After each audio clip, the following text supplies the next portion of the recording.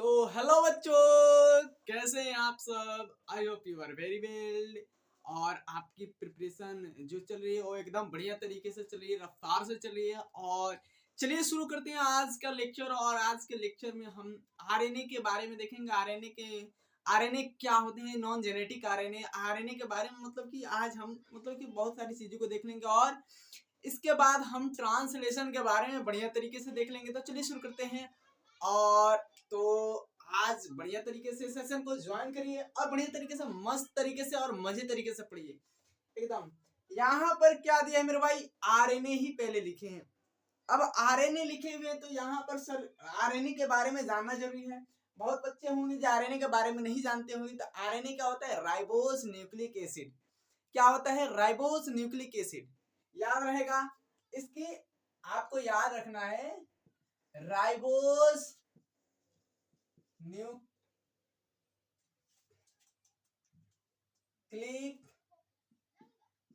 Acid याद रहना चाहिए। बस थोड़ी सी आपको बता दिया गया बेसिक चीजें।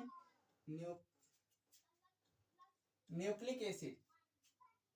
अब यहाँ पर सबसे पहले आरएनए को हम देख लेते हैं। आरएनए कौन कौन से टाइप के होते हैं। आरएनए तो होते हैं सर, ये तो हम जानते हैं। आरएनए कौन कौन से टाइप के होते हैं बढ़िया तरीके से रिलेट करके पढ़ेंगे आपसे बढ़िया तरीके से।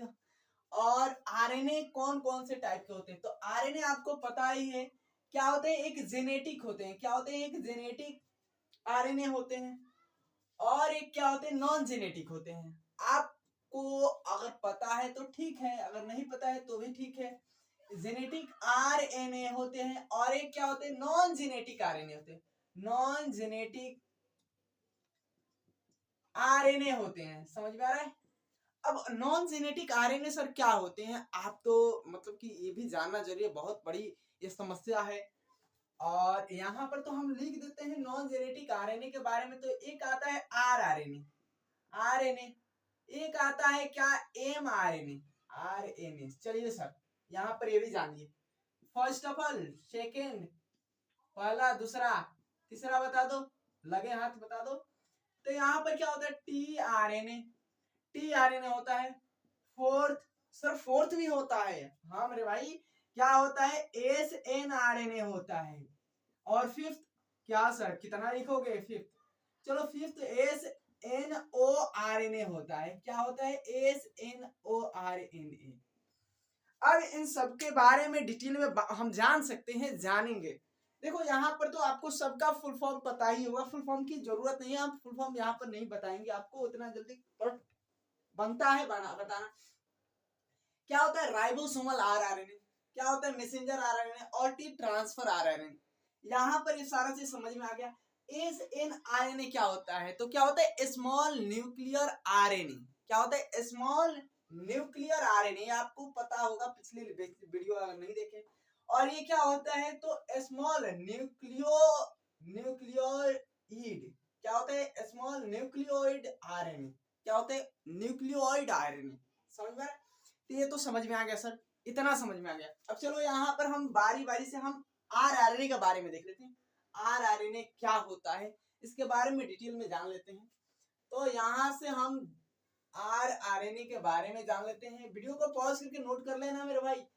अब तो तुम बच्चे नहीं हो, और अगर बच्चे हो तो बच्चे क्या होते हैं, मन के अच्छे पहले होते थे, अब मन के अच्छे नहीं होते हैं भाई। क्या होते हैं, आरआरएनए होते हैं, मन के अच्छे नहीं होते हैं, आरआरएनए होते हैं। समझ में आ रहा है। तो 2 मिनट वेट कर लो।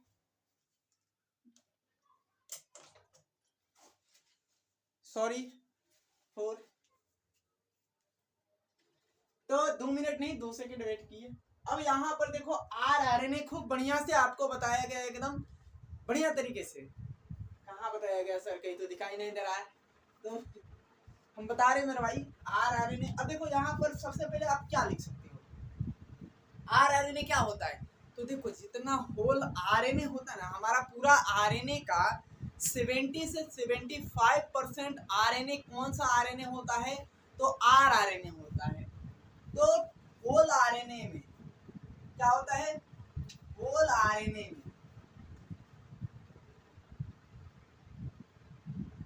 होल इन आरएनए,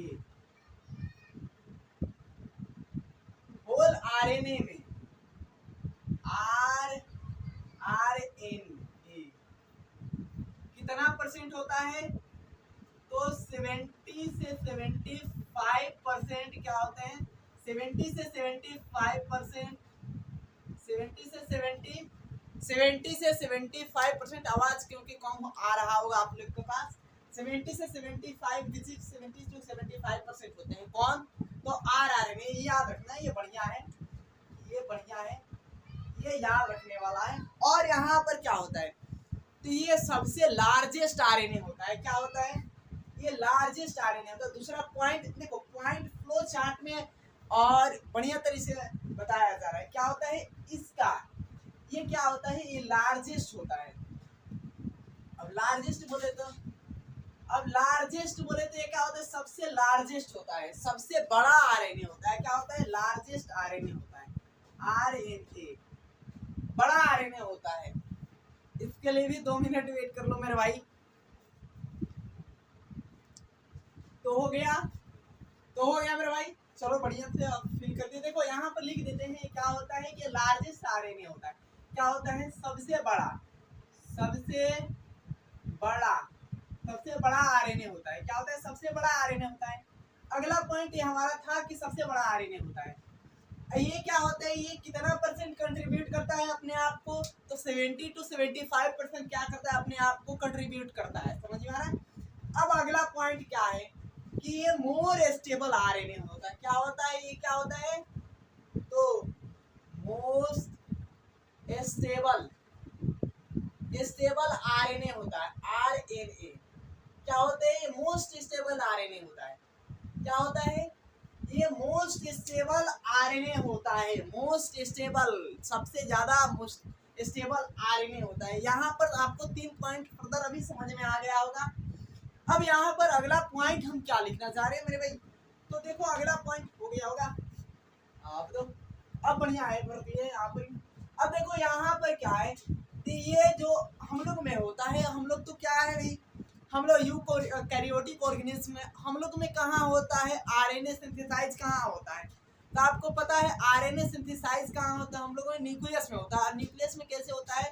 तो पहले बनता है क्या? डीएनए से एचएनआरएनए बनता है। एचएनआरएनए से क्या होता है? प्रोसेसिंग होता है। प्रोसेसिंग के द्वारा और क्या होता है कि एमआरएनए बनता है। एमआरएनए बनता है मतलब कि ये सारा प्रोसेस होता है। तो आपको पता है कि ये सारा कहाँ होता है? तो न्यूक्लियस में होता है। तो हम लोगों में प्रोसेस आरएनए कहाँ बनता है? तो यूकैरियोटिक में कहाँ होता है? न्यूक्लियस में होता है। कहाँ होता है? न्यूक्लियस में होता है। याद रखना, अगला पॉइंट ये हमारा था। यूकैरियोटिक में कहाँ होता है? तो न्यूक्लियस में बनता है सिंथेसाइज।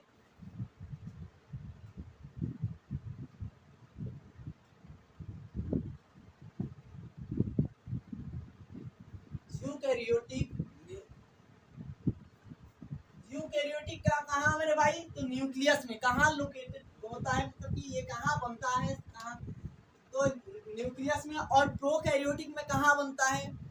तो आपको ये पता है कि जो अल्टीमेटली प्रोकैरियोटिक होता है, प्रोकैरियोटिक में तो न्यूक्लियस होता नहीं है।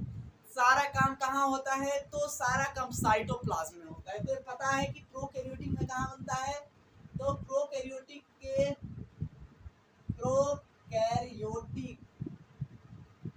ये कहाँ होता है? साइटोप्लाज्म में होता है। ये पता है ये कहाँ बनता है? देखो इतना पॉइंट फ्लो चार्ट में अगर बहुत बढ़िया तरीके से लिखे। पहला कि ये क्या होता है? आरएनए। ये आरएनए क्या होता है? ये सबसे बड़ा आरएनए होता है। पहला लिख लो, पहला, दूसरा, मान लो तीसरा, चौथा और फिर। अब देखो यहाँ पर पहला सबसे बड़ा आरएनए होता है, सबसे बड़ा आरएनए होता है। दूसरा क्या बात की है? तो दूसरा ये आरएनए क्या होता है? आरएनए में पूरा होल आरएनए में क्या होता है? अपना कंट्रीब्यूट कितना बनता है? तो 70 to 75%। ये क्या होता है तो मोस्ट स्टेबल होता है। और यूकैरियोटिक में कहाँ सिंथेसाइज होता है तो न्यूक्लियस में। प्रोकैरियोटिक में कहाँ होता है तो साइटोप्लाज्म में सिंथेसाइज होता है। ये ऑलमोस्ट हो चुका होगा तुम लोग को, ये सारे चीज लिख चुके होगे मेरे भाई, सारे चीज लिख चुके होगे। समझ में आ रहा है? कौन हो गया? वीडियो को पॉज करके नोट कर लो मेरे भाई, नोट कर लो। हो गया बेटा ने? ओके, चलो यहाँ पर ये तो जान लिए। अब देखो हम ये बात किसकी कर रहे हैं, ये बात किसकी कर रहे हैं, ये पहले तो देख लो हम बात किसकी कर रहे हैं। हम किसकी बात कर रहे हैं? तो बात कर रहे हैं सर, आप ऐसे काहे बोले हो, ये non genetic RNA, non genetic RNA के बारे में हम बातें कर रहे हैं। समझा?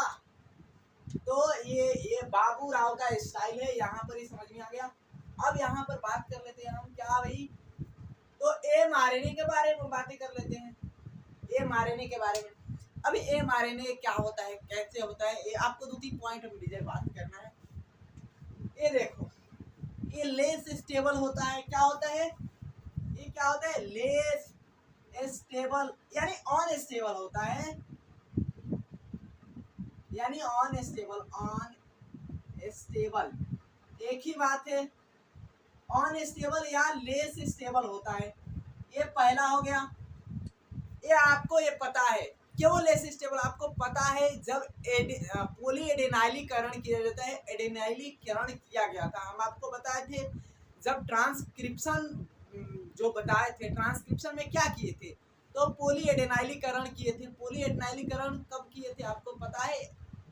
ये आपको पता है कब किए थे? तो जब हम आरएनए बना रहे थे, आरएनए में 3 स्टेप बताए थे। पहला स्टेप आपको पता था कैपिंग बताए थे, दूसरा स्टेप पता था आपको टेलिंग बताए थे, और तीसरा स्टेप बताए थे क्या बताए थे? स्प्लाइशिंग बताए थे। तो हम दूसरे स्टेप में क्या किए थे तो टेलिंग में ही क्या किए थे, पोली एडेनाइलीकरण किए थे, तब स्टेबल हुआ था जाकर। यहाँ पर ये सेम पॉइंट है। अब यहाँ पर एक दिक्कत है कि यहाँ पर क्या होता है, ये लेस स्टेबल होता है। ये क्या होता है? लेस स्टेबल होता है। दूसरी बात क्या है यहाँ पर, आप खुद से सोचो कि ये डिफरेंस टाइप के होते हैं, विविध प्रकार के होते हैं। क्या होते हैं? ये डिफरेंस टाइप के होते हैं। ये डिफरेंस, अबे डिफरेंट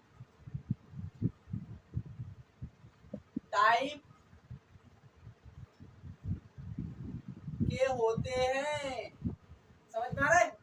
ये विविध प्रकार के होते हैं, लिख लेना। ये विविध प्रकार के, हिंदी मीडियम वाले बच्चों के लिए ऐसा मत देख के सोचना कि केवल इंग्लिश मीडियम वाले के लिए विविध टाइप के होते हैं। अब इसको बहुत सारा दूसरा अर्थ निकाल लेगा, समझ में? तो यहाँ पर डिफरेंट टाइप के होते हैं। अगला पॉइंट क्या है हमारा? जस्ट अवे 2 1, अगला पॉइंट क्या है तो देखो यहाँ पर एक चीज कहा गया है कि ये जो एमआरएनए है, एमआरएनए पर क्या होता है तो कोडॉन जो होते हैं, कोडॉन के सीक्वेंस होते हैं। आपको इसलिए हम जोड़ जोड़ और जल्दी से बोल रहे हैं क्योंकि थोड़ी सी साउंड आपके पास नहीं पहुंच पा रही है। यहाँ पर क्या है कि यहाँ पर ये इस पर क्या होते हैं, कोडॉन सीक्वेंस प्रेजेंट होते हैं। क्या होते हैं? कोडॉन सीक्वेंस प्रेजेंट होते हैं। अब कोडॉन सीक्वेंस प्रेजेंट होंगे तो क्या करेंगे? आपको ये पता है कि ये एमआरएनए पर कोडॉन सीक्वेंस प्रेजेंट होते हैं। अब प्रेजेंट होते हैं तो क्या करते हैं कि ये जाकर अमीनो एसिड को कोड करने का काम करते हैं, अमीनो एसिड को कोड करने का काम करते हैं। समझ में आ रहा है? तो यहाँ पर ये अमीनो एसिड को क्या करते हैं, अमीनो एसिड को क्या करते हैं, कोड करते हैं। ये आपको पता है, ये अमीनो एसिड को ये पॉइंट मेजर पॉइंट हम लिख लिए। इसको पॉइंट को नोट कर लो मेरे भाई, और नोट करके अपना क्या करो, बढ़िया से नोट कर लो। गया, हो गया मेरे भाई, हो गया। चलो चलो चलो चलो, अरे बाबा हो गया रे, हो गया रे। चलो मेरे भाई यहाँ पर तो इतना समझ में आ गया। देखो मतलब कि आदमी सोचता है कि क्या है कि हम मतलब एकदम कंसिस्टेंटली पढ़ना ही जरूरी है। आपके साथ थोड़ी सी मस्ती और थोड़ा सा इसमें जो लाफिंग है नहीं ऐड होगा तो बच्चे मतलब कि अपने आप को स्टेबल नहीं समझते, जैसे ये सारा चीज़ है।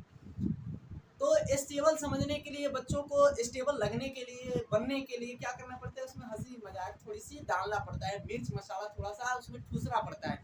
जैसे तुम लोग हो, मम्मी से मिर्च मसाला ठूसते हो कि मम्मी यहाँ पर ये हो गया, अरे कुछ भी हुआ हो, तो ये हो गया। अब यहाँ पर हम बात कर लेते हैं टीआरएनए बच्चों को।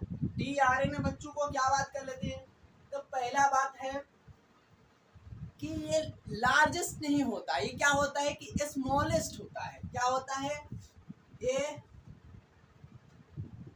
स्मॉलेस्ट आरएनए, आरएनए होता है। क्या होता है, स्मॉलेस्ट आरएनए होता है। ये आपको पता है, नहीं पता है, ठीक है। और दूसरा क्या है कि ये जो ये है ना, ये 90 से क्या होता है 75 न्यूक्लियोटाइड से मिलकर ही बना होता है। कितना, मतलब 75 से 90 के बीच में मिलकर बना होता है। तो सर आप ऐसे बोलो ना, वैसे बोल दिए, समझ में नहीं आया।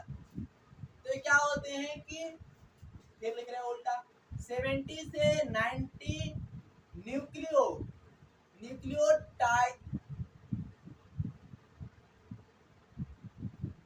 न्यूक्लियोटाइड से क्या होते हैं, बने होते हैं, फॉर्म होते हैं। अबे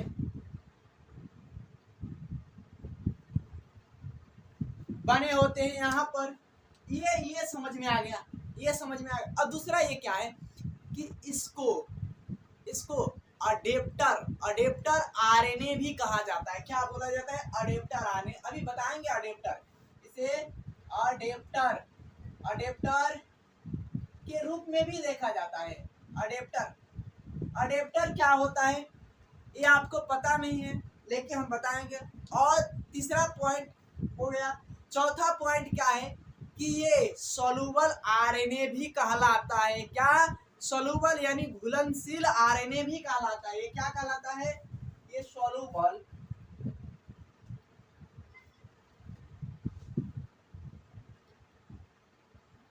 आरएनए यानी घुलनशील, आवाज सुनाई दे रही है मेरी, ये क्या कहलाता है, सोलूबल आरएनए या घुलनशील आरएनए कहलाता है। समझ में आ रहा है, ये कितना न्यूक्लियोटाइड से बना होता है, तो 75 से 90 न्यूक्लियोटाइड से मिलकर बना होता है। दूसरा बात क्या है कि इसे अडेप्टर, यानी अडेप्टर बोले तो क्या, इसे टीआरएनए को अडेप्टर आरएनए भी बोला जाता है। अडेप्टर आरएनए, अडेप्टर आरएनए क्या क्यों बोला जाता है, तो ये क्या करता है कि जब प्रोटीन सिंथेसाइज होता है, क्या होता है, प्रोटीन सिंथेसाइज तो ऐसे नहीं हो जाएगा जहाँ प्रोटीन सिंथेसाइज आरएनए से हो गया। प्रोटीन सिंथेसाइज में मेन रोल क्या ये प्ले करते हैं कि ये जो टीआरएनए है ना, ये क्या करते हैं कि अमीनो एसिड को, किसको, अमीनो एसिड को अपने ऊपर बैठाकर और लेकर जाते हैं राइबोसोम पर। इतना मेहनत करते हैं, राइबोसोम पर लेकर जाते हैं, और राइबोसोम से कहते हैं कि राइबोसोम से प्रोटीन बनवाने के लिए लेकर जाते हैं। कैसे भी लेकर जाए, कान पकड़ कर लेके जाए, पैर पकड़ के लेके जाए, मतलब कैसे भी लेकर जाते हैं। तो ये क्या करते हैं कि ये राइबोसोम पर लेकर जाते हैं, किसको, ये क्या करते हैं, अमीनो एसिड को राइबोसोम पर लेकर जाते हैं। क्या करते हैं, ये राइबोसोम, सॉरी, अमीनो एसिड को राइबोसोम पर लेकर जाते हैं। क्यों, क्योंकि भाई प्रोटीन बनने के लिए क्यों ले जाते हैं, क्यों ले जाते हैं मेरे भाई? तो प्रोटीन बनने के लिए ही लेकर जाते हैं। 2 मिनट। क्यों लेकर जाते हैं? तो प्रोटीन बनने के लिए लेकर जाते हैं। अब आवाज क्लियर हो रहा है? तो प्रोटीन बनने के लिए लेकर जाते हैं। अगली बात एकदम बढ़िया बात, अगर इसकी पूछ सकता है कि आप इसकी शेप बताइए, कैसे शेप होता है, जरा बता दो। तो जरा बताने के लिए आप क्या बताओगे? आपको पता होगा तो आप अगर इसकी 2D स्ट्रक्चर पूछे और 3D स्ट्रक्चर पूछे, तो 2D स्ट्रक्चर और 3D स्ट्रक्चर याद रखना। इसका 2D स्ट्रक्चर कैसे होता है? इसका 2D स्ट्रक्चर क्या होता है? तो क्लोवर लीफ शेप क्या होता है? क्या होता है? लीफ शेप क्या होता है? समझ में आ रहा है? क्लोवर सी है मेरे भाई, ये मत समझना। क्लोवर लीफ के शेप क्या होता है याद रखना। क्यों? 2D स्ट्रक्चर केवल। और 3D स्ट्रक्चर कैसे होता है? तो 3D structure invert L shape का होता है। क्या होता है? एल शेप का। क्या होता है? इनवर्ट एल शेप का होता है, याद रखना। पहला पॉइंट हम कहां से चालू किए? पहला पॉइंट इससे बनाओ, दूसरा पॉइंट, तीसरा point, fourth point, fifth point और सिक्स पॉइंट। ये पॉइंट बाय पॉइंट समझ में आ जाएगा ना, तो बहुत बढ़िया, एकदम बहुत बढ़िया, एकदम मक्खन की तरह चीजें हैं, मिल रही है। अब यहाँ पर पहले क्या होता है कि ये सबसे स्मॉलेस्ट आरएनए होता है, सबसे छोटा आरएनए होता है। और दूसरी बात क्या है कि ये 75 से 90 न्यूक्लियोटाइड से ही फॉर्मेशन इसकी हुई होती है, बना होता है, बस इतना ही न्यूक्लियोटाइड। अगली बात क्या है? अगली बात, ये अडेप्टर के रूप में क्या करता है? काम करता है। अडेप्टर के रूप में क्या करता है? फंक्शन करता है। कैसे, क्यों करता है? तो ये क्या करता है कि ये ट्रांसफर आरएनए होता है, नाम से समझ में आ रहा है, ट्रांसफर करना, ट्रांसफर आरएनए होता है। और ये क्या करता है कि जो अमीनो एसिड को क्या करता है कि राइबोसोम पर लेकर जाता है। कहां पे? तो राइबोसोम पर लेकर जाता है। किसको? तो अमीनो एसिड को। अगला पॉइंट क्या है? तो ये 3D शेप, इसका 2D शेप दोनों है। तो 2D शेप कैसा होता है? तो क्लोवर लीफ के शेप क्या होता है? और 3D शेप कैसा होता है? तो इन्वर्टेड एल शेप का होता है। क्या होता है? इन्वर्टेड एल शेप का। याद रखना, ये मेन पॉइंट है, इन्वर्टेड एल शेप, ये मेन पॉइंट है। तो हो गया। वीडियो को पॉज कर लो, पॉज करके नोट कर लो, हम थोड़ी सी पंखे की हवा खा ले।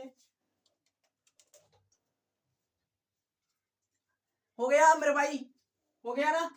चलो मिटा दे। चलो ठीक है। अब ये मत कहना सर नहीं हुआ था, अभी वीडियो को बोले थे पॉज करके नोट करना मेरे भाई। ऐसे नहीं चलेगा, ऐसे धांधली नहीं चलेगा, तानाशाही नहीं चलेगी। तानाशाह रोल मॉडल। अब ये हो गया, ये सारा चीज हो गया। अब हम क्या देख लेते हैं? Protein synthesize. क्या देखते हैं? प्रोटीन संश्लेषण देख लेते हैं, यानी ट्रांसलेशन देख लेते हैं। Translation process, protein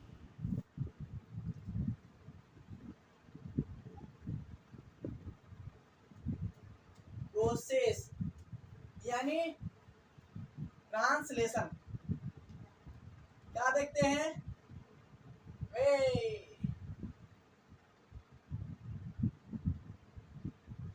translation. अब ये एकदम बहुत बढ़िया पॉइंट है, ट्रांसलेशन। इसको देखना है। पहले इसके पहले हम कुछ देख ले। क्या देख ले सर? कुछ भी तो देख ले। तो इसको अभी पॉज कर लेते हैं। अभी हम क्या देख लेते हैं? तो यहाँ पर देखो, यहाँ पर टीआरएनए के स्ट्रक्चर देख लो। टीआरएनए के स्ट्रक्चर देख लो। टीआरएनए के स्ट्रक्चर। अब हाँ, अब सर लाइन पर बढ़िया तरीके से अब पटरी पर गाड़ी चलेगी। तो टीआरएनए के स्ट्रक्चर में आपको ये पता है कि क्या होते हैं 2D में, तो क्लोवर लीफ के समान होते हैं। अब हम बना लेते हैं।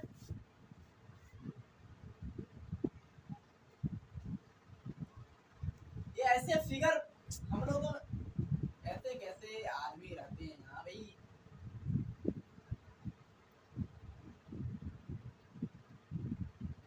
हम लोग की फिगर थोड़ी सी गंदा हो सकता है, गंदा होगा,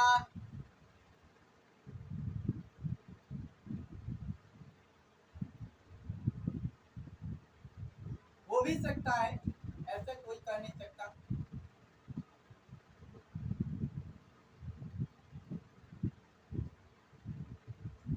हो गया। देख देख कर इसको फिगर को बहुत मेहनत किए थे हम लोग पहले। हो गया ना मेरे भाई।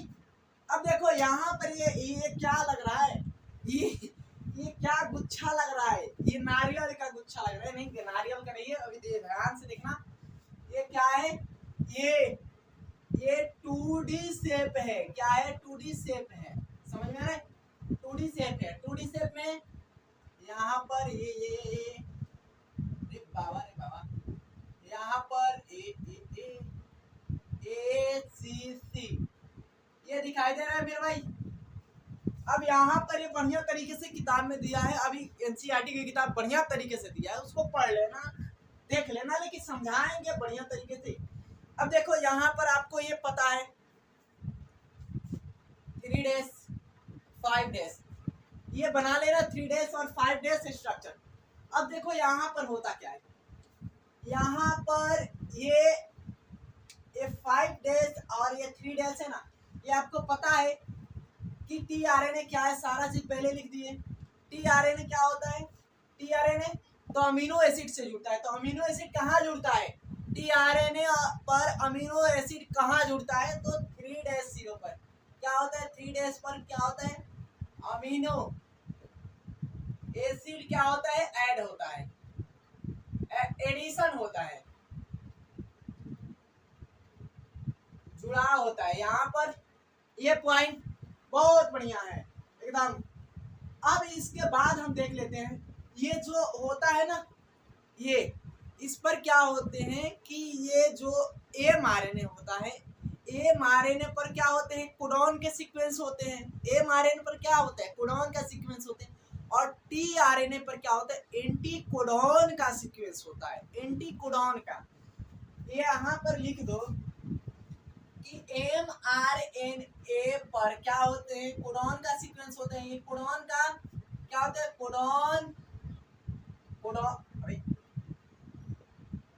कोडॉन सीक्वेंस होते हैं, सीक्वेंस होते हैं।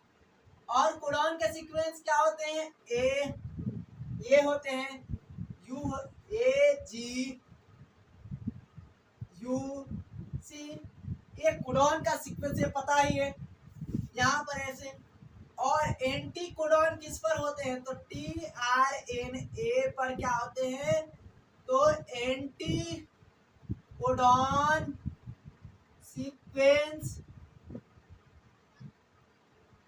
सीक्वेंस होते हैं। समझ में आ रहा है, एंटी कोडॉन सीक्वेंस,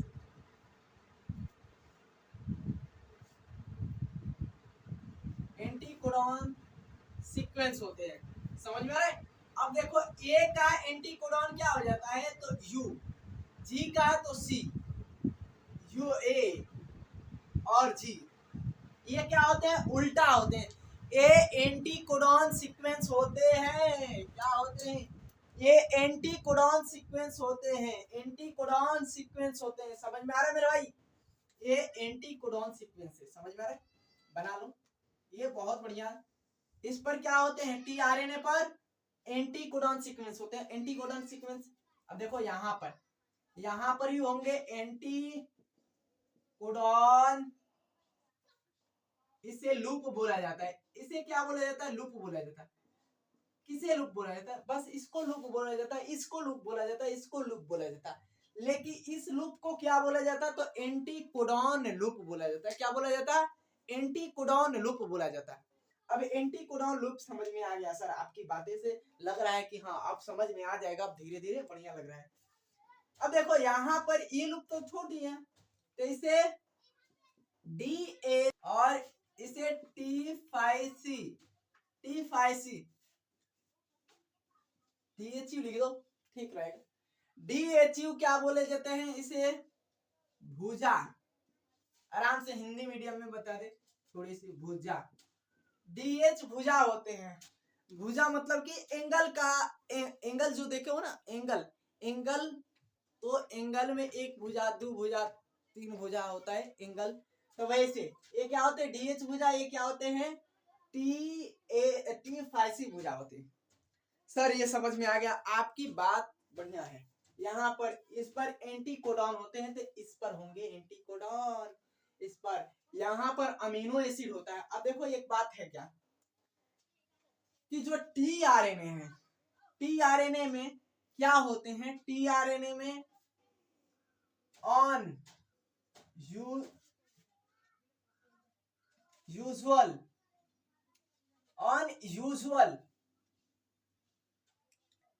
क्या होते हैं? नाइट्रोजन बेस होते हैं। क्या होते हैं? Unusual nitrogen base.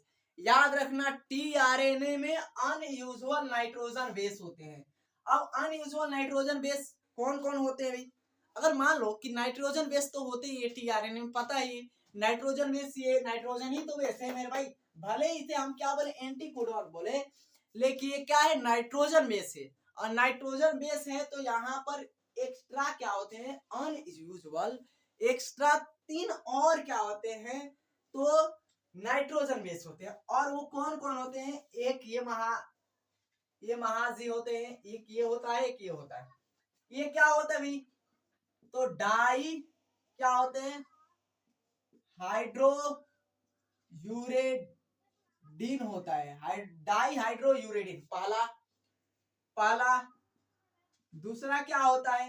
दूसरा ये T5C भुजा होता है। इसे T5C से क्या बोल देते हैं? सूडो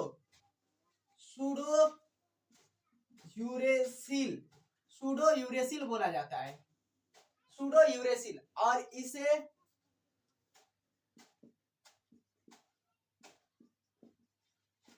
आयोनोसिन एक ही बात है, ठीक है, दो बिलियन। अब ये तो समझ में आ गया होगा। फिर से फैन चलाने लगे, बहुत गर्मी हो गया था। यहाँ पर देखो, यहाँ पर मेरे भाई इसलिए फैन बंद कर देते हैं, साउंड थोड़ी सी कम आ पाती है, तो साउंड को बढ़ाने के लिए हम थोड़ी सी पंखा। यहाँ पर देखो ये क्या होते हैं? पूछेगा कि टीआरएनए के जो शेप होता है, टीआरएनए के शेप में कैसे कैसे कहाँ क्या होते हैं। तो पहले शेप आपको पता ही है, किसके 3' सिरे पर 3' एंड पर क्या होते हैं? तो अमीनो एसिड ही आकर जुड़ते हैं, 3' एंड पर ही अमीनो एसिड। और अगला बात क्या है? तो यहाँ पर आपको दिखाया गया ना कि यहाँ पर एक भुजा, दो भुजा, तीन भुजा दिखाए गए। तो तीन भुजा में बोला जाता है कि एंटीकोडॉन लूप कहाँ होते हैं? 23' पर होते हैं। और दो और यहाँ पर दिखाया गया है कि ये DHU भुजा और T5C भुजा, DHU भुजा और T5C भुजा क्या होते हैं? तो ये भी एक क्या होते हैं कि लूप की तरह काम करते हैं। आपको बढ़िया तरीके से हम प्रोटीन सिंथेसाइजिंग में बताएंगे प्रोसेस में। तो आपको जानना है, जरूरी है कि ये जो T5C भुजा है, T5C भुजा यहाँ पर ना, ये क्या होते हैं? अनयूजुअल बेस होते हैं, अनयूजुअल बेस। ये क्या होते हैं? DHU भुजा भी क्या होते हैं? अनयूजुअल बेस ही होते हैं। अल्टीमेटली ये सारा चीज हमको तो मेजर जान ले कि जो टीआरएनए होता है, टीआरएनए पर एंटीकोडॉन होते हैं। कोडॉन किस पर होंगे? एमआरएनए पर। एंटीकोडॉन टीआरएनए पर। ये सारा चीज हो गया। वीडियो को पॉज कर लो मेरे भाई, पॉज करके नोट कर लो। 2D ही शेप है अभी। क्या है अभी? 2D शेप, यानी क्लोवर लीफ शेप है। क्लोवर लीफ शेप, समझ में आ रहा है? क्लोवर लीफ शेप बनाए हुए हैं। पॉज कर लो वीडियो को। हो गया? हो गया? ओके, मिटा दे, मिटा देना, फिर मत कहना। चलो देखो मेरे भाई, अब समझ में आ गया होगा, ये सारा चीजें समझ में आ गई होगी, आ गई होगी। अब हम क्या जान लेते हैं, जो प्रोटीन सिंथेसाइजिंग प्रोसेस है ये कहाँ कैसे होते हैं, यानी ट्रांसलेशन, ट्रांसलेशन की प्रोसेस क्या होती है। अब इसको पहले जानो। अब यहाँ पर देखो, अगर प्रोकैरियोटिक की बातें की जाए, प्रोकैरियोटिक, प्रोकैरियोटिक, प्रोकैरियोट्स की बातें की जाए और यूकैरियोट्स, प्रोकैरियोट्स और यूकैरियोट्स की बातें की जाए तो दोनों में बहुत मेरे भाई क्या होता है, अंतर होता है। आपको पहले भी पता है, अभी भी पता होगा। जब हम आपको बताए थे स्ट्रक्चर जीन, बताए थे स्ट्रक्चर जीन के बाद आपको सारी चीज ट्रांसलेशन, ट्रांसक्रिप्शन बताए थे इन प्रोकैरियोटिक, इन यूकैरियोटिक, तो वहां पे भी आपको बताया गया था एलोंगेशन और आपको टर्मिनेशन, आपको जो इनिशिएशन है, सारे चीज में बताया गया था, कोई इसमें नो डाउट। और यहाँ पर भी फिर बताएंगे। तो प्रोकैरियोटिक में कहाँ होता है, खुद से जरा कमेंट करके बोलना मेरे भाई। देखो अच्छा तब लगता है ना जब क्या होती है कि बढ़िया अप्रिशिएट आदमी करता है, अच्छा लगता है और बोलता है कि हाँ सर अच्छा लगा, बढ़िया लगा, तब हमको भी अच्छा लगता है। कोई बोलता है तो अच्छा, ऐसे आदमी से आदमी खुद से नहीं देख पाता खुद की अच्छाई, अच्छाई दूसरा कोई ही उसका बताता है। तो हम तो मेहनत करते हैं भाई, आपके लिए मेहनत करते हैं, आपके सिलेक्शन के लिए। अब देखो प्रोकैरियोटिक में क्या होता है, प्रोकैरियोटिक में, यूकैरियोटिक में क्या होता है, यहाँ पर जो प्रोटीन संश्लेषण होता है, प्रोटीन सिंथेसाइजिंग होती है, कहाँ होती है कि ये प्रोकैरियोटिक के साइटोप्लाज्म में होती है। क्या होती है, साइटोप्लाज्म में होती है। कहाँ होती है मेरे भाई, तो ये साइटोप्लाज्म में होती है। अब ये याद रखना कि सर प्रोटीन संश्लेषण साइटोप्लाज्म में हो रही है, तो मान लो कि साइटोप्लाज्म में हो गई। अब इसके बारे में तो और भी जानकारियां हैं कि साइटोप्लाज्म में कैसे हो गई, साइटोप्लाज्म में कैसे होगी। तो आपको पता है कि ट्रांस जब क्रिप्शन होता है उसी समय ट्रांसलेशन की प्रोसेस भी चालू हो जाता है, समझ में आ रहा है।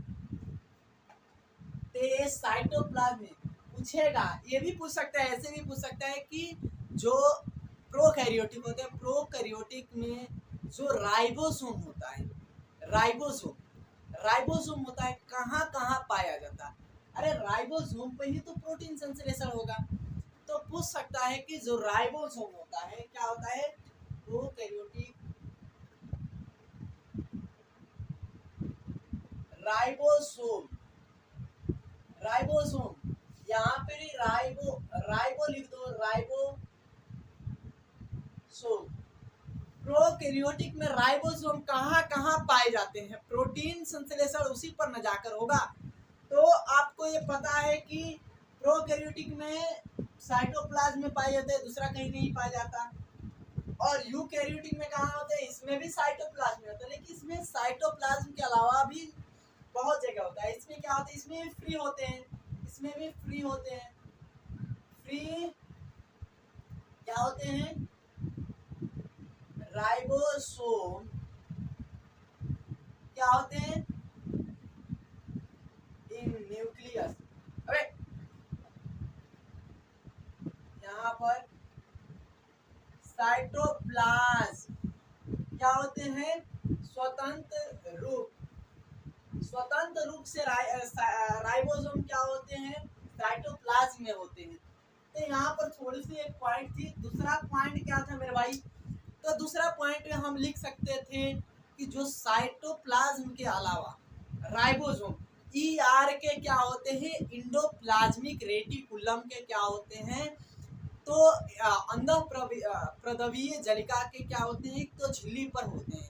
ER के रॉफ साइड में होते हैं, क्या होते हैं, ई आर के रॉफ साइड में, आर मतलब रॉफ साइड, ई आर के इंडोप्लाज्मिक रेटिकुलम, इंडोप्लाज्मिक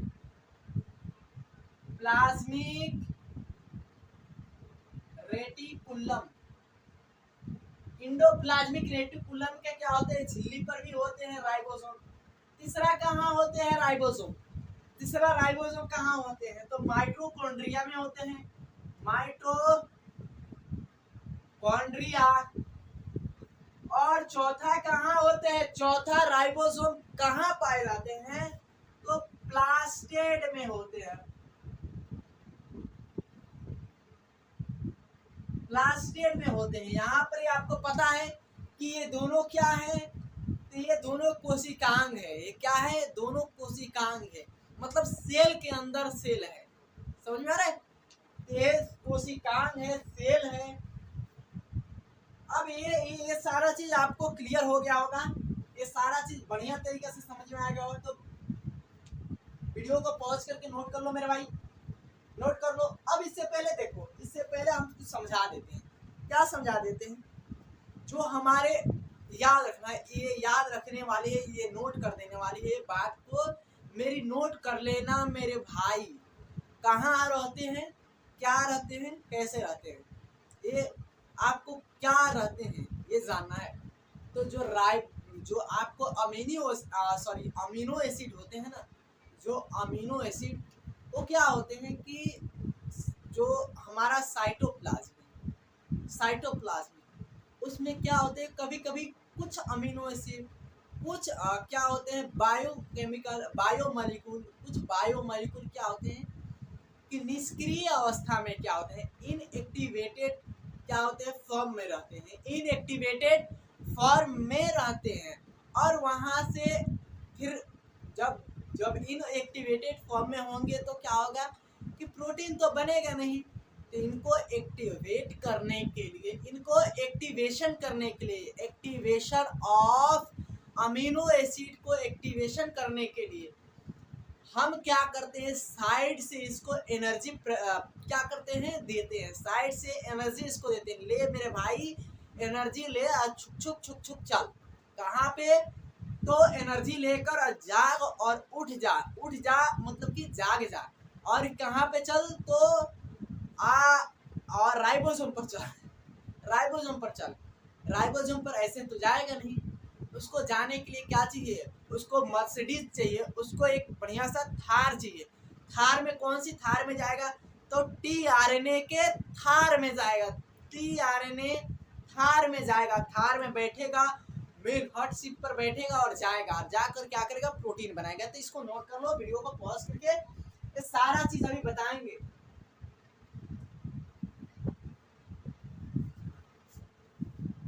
अब देखो यहाँ पर एक चीज लिख देते हैं और इसको बहुत बढ़िया तरीके से फिर कल बताया जाएगा, ओपेरॉन मॉडल। इसके बाद मतलब कि ओपेरॉन मॉडल बताया ही जाएगा, ऐसा नहीं है कि छोड़ दिया जाएगा। आपको जीनोम प्रोजेक्ट है जो उसको नेक्स्ट चैप्टर में बताया जाएगा, ह्यूमन जीनोम प्रोजेक्ट को नेक्स्ट चैप्टर में बता दिया जाएगा। तो देखो यहाँ पर क्या है कि हमको क्या जानना है कि एक अमीनो एसिड है, क्या है, अमीनो एसिड है, 2 मिनट है, 2 मिनट, क्या है, एक अमीनो एसिड है। अमीनो एसिड तो जान रहे हो, अमीनो एसिड को हमको क्या करना है, तो हम इसको ऊर्जा दे रहे हैं। ऊर्जा किस रूप में होता है ये आपको पता है, ऊर्जा एटीपी के रूप में होता है। क्या होता है, एटीपी के रूप में होता है, एडिनोसिन ट्राइफॉस्फेट, ये पता है। तब बेचारे नहीं, गधे को एटीपी दे दिए, कहे उठ क्यों, एटीपी दे दिए, कहा उठ। अब उठ गया, उठ गया, ये उठकर अब क्या करेगा, अब देखो उठ गया, एटीपी दे दिए। अब यहाँ पर देखो एक बात है, जब एटीपी दिए ना, तो इसमें एटीपी में क्या होता है कि इसमें 2 ऊर्जा धनी होते हैं। क्या होते हैं, 2 ऊर्जा धनी, मतलब कि 2 एनर्जी रिच होते हैं। इस एटीपी में क्या होते हैं, तो 2 एनर्जी क्या होते हैं, रिच होते हैं, 2 एनर्जी रिच। और ये दोनों 2 एनर्जी रिच क्या होते हैं, खत्म हो जाते हैं, खर्च हो जाते हैं। इसको जगाने में ही इसको जगाकर और इसको बैठाने में ही सारा एटीपी खत्म हो जाता है। अब फिर बचता क्या है, तो बचता एक है, तो यहां पर क्या बन जाता है, एमिनो और एसिड लिख दो, अमीनो एसिड, और क्या बचता है यहां पर, तो एम पी बचता है, AMP। अब इसको एक ब्रैकेट में हम कर देते हैं समझ में आने के लिए। अब यहां पर क्या है, एक पी, ये कितना खर्च हुआ था, 2 खर्च हुआ था, 2 क्या खर्च हुआ था, तो एनर्जी रिच खत्म हो गया था, इसको जगाने में ही इसको भाई उठ जा तुम। अब यहां पर 2 खत्म हो गया, क्या बचा, तो एडिनोसिन मोनोफॉस्फेट बचा, कितना था, तो ट्राइफॉस्फेट बचा था, कितना, ट्राइफॉस्फेट बचा था। अब कितना है, मोनोफॉस्फेट बचा है। यहां पर कोई दिक्कत दुख दर्द समस्या, यहां पर कोई दुख दर्द समस्या मेरे भाई, दिक्कत भी है तो बताना। और एक चीज है, अब यहाँ एंजाइम कौन सी काम कर रही है, यहाँ पर एंजाइम कौन सी काम कर रही है, लिख दो यहाँ पर एंजाइम, यहाँ पर एंजाइम कौन सी काम कर रही है, तो अमीनो एसाइल सिंथेटेस कौन सी काम कर रही है मेरे भाई, अमीनो एसाइल सिंथेसेट मतलब सिंथेसेज काम कर रही है, ये याद रखना, सिंथेटेस लिखा है, एक ही बात है सब। चलो थोड़ी सी हंसी मजाक के लिए बोल दिए, याद रखना, ये मत बोल दिए कि सर को आता ही नहीं। अमीनो एसाइल क्या होता है, सिंथेटेस होता है, अमीनो एसाइल सिंथेटेस होता है, याद रखना। अच्छा एक चीज हम नहीं लिखे हैं, लिखने क्या है, यहाँ पर लिख दो एक्टिवेशन ऑफ अमीनो एसिड। देखना मेरे भाई, ये मेन हमारा मेन पॉइंट है, यही है, ये मेन है, इसको मिटा दो, इसका कोई अभी काम नहीं है,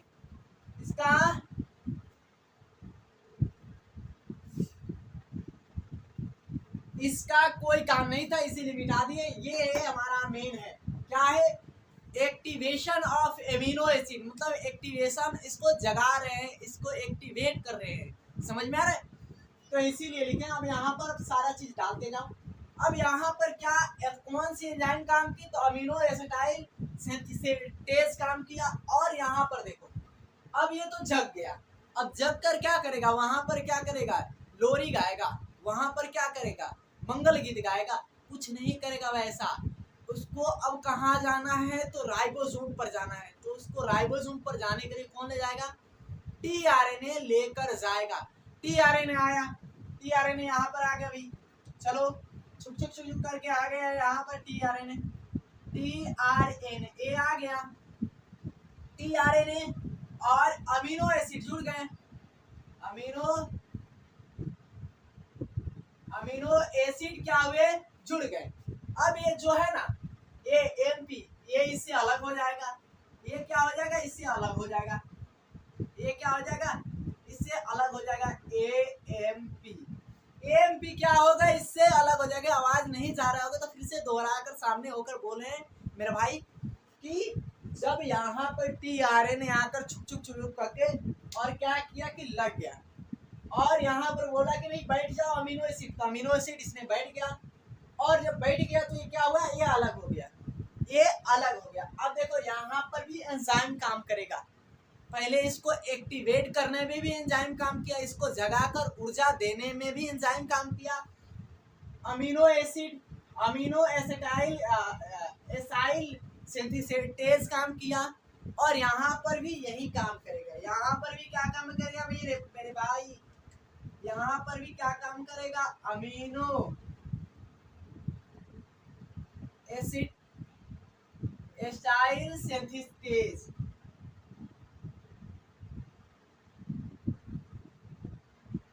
सिंथेटेज काम करेगा, यहाँ पर भी काम करेगा। अब देखो यहाँ पर काम किया, अब इसको गाड़ी में बैठा लिया, गाड़ी में बैठाने के लिए कौन अमीनो एसिड आया था, सॉरी एंजाइम कौन आया था, तो ये एंजाइम आया, और एंजाइम ने क्या किया, इसको पकड़ा गाड़ी आकर लग चुकी है, ये गाड़ी लग चुकी है और इसने पकड़ा इसको ऐसे ऊपर डाल दिया, गाड़ी में भर दिया।